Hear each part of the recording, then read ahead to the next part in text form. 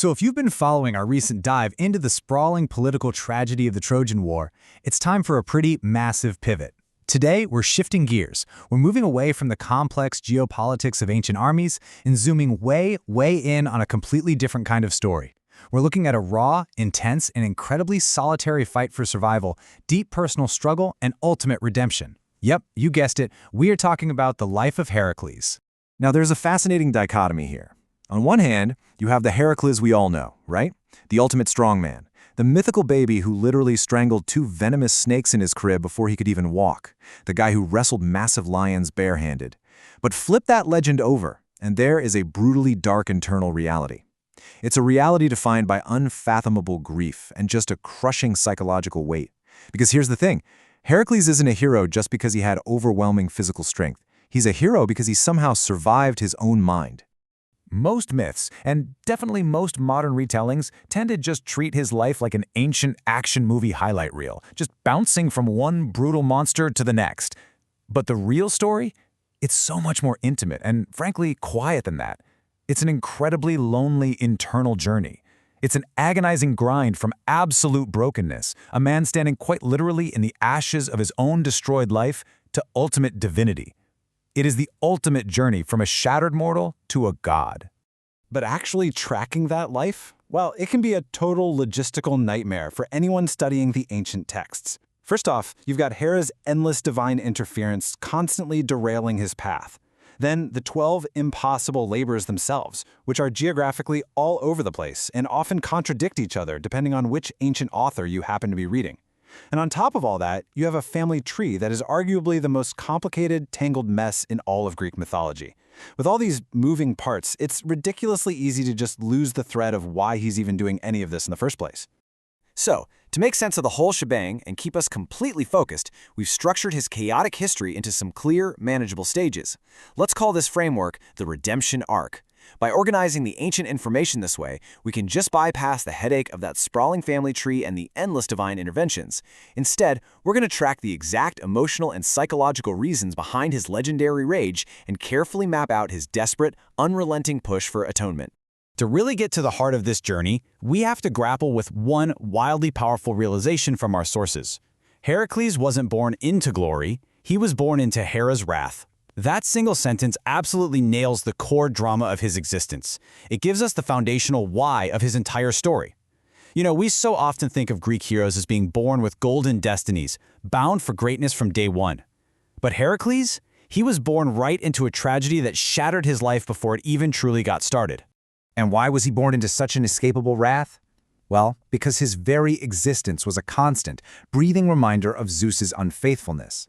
He was the living, walking proof of the king of the gods' infidelity. Because of that deeply personal wound, Hera, the queen of the gods, made it her absolute life's mission to ensure his existence was a waking nightmare. Understanding that kind of cosmic animosity is totally crucial to unlocking the real weight of his labors. He's not just some tough guy out hunting monsters. He's navigating a hostile universe where the queen of the gods actively, personally wants him to suffer forever. That animosity completely reframes how we need to look at the 12 labors. Through this analytical lens, we aren't just checking mythological beasts off a list for glory. We're actually looking at profound, deeply rooted stages of grief and penance. Every single labor was commanded as a way for him to cleanse himself of a terrible, maddening crime he was literally forced to commit. Each task is a deliberate step in a grueling psychological process of healing. It totally changes the game on how we view his most famous challenges.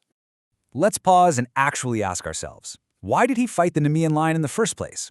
When we look at this encounter, not just as a cool action set piece, but as a stage of grief, these fascinating themes of stoicism and endurance start to pop up.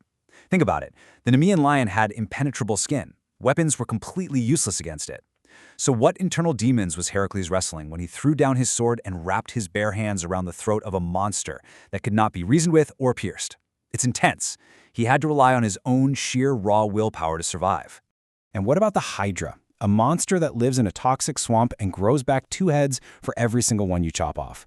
Honestly, that is perhaps the most perfect ancient metaphor for dealing with immense grief and trauma.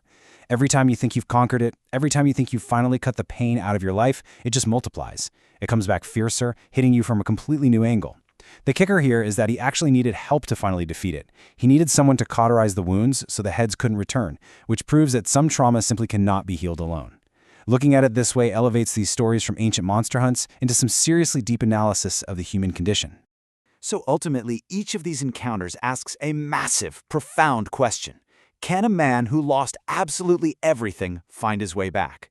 These weren't just physical flexes to prove his muscles to the ancient world. They were grueling psychological tests. They ask if a shattered man can find atonement, and ironically, if he can piece his own soul back together by humbling himself and serving the very same cowardly king who forced him into this madness.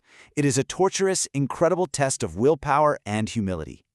Throughout this explainer, we're going to keep tracking this long road step by step. It all kicks off at stage 1, his absolute lowest point. The breaking point on the tragic night everything changed, when Hera clouded his mind and made him destroy his own family.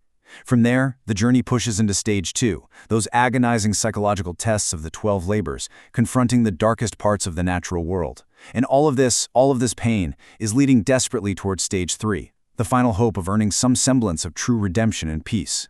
If there is one crucial thing you take away from this explainer today, it's that beyond the fantastical beasts and the Stoic philosophy, this is fundamentally the story of a tragic, lonely figure fighting for his very soul. Whether you're here for the awesome mythological creatures he took down barehanded, or you're fascinated by the deep philosophical questions his journey raises about human endurance, keeping this structured view of his life is your absolute best bet for understanding antiquity's most tragic hero. So, as we wrap up this overview and get ready to dive into the exact moment his destiny was sealed in our next explainer, I want to leave you with a final, provocative thought to chew on. When you really look closely at all that divine interference, the unrelenting wrath of Hera, and the impossible deadly trials forced on him since birth, was Heracles truly a hero acting on his own independent agency? Or was he just a pawn in the cruel, entertaining games of the gods?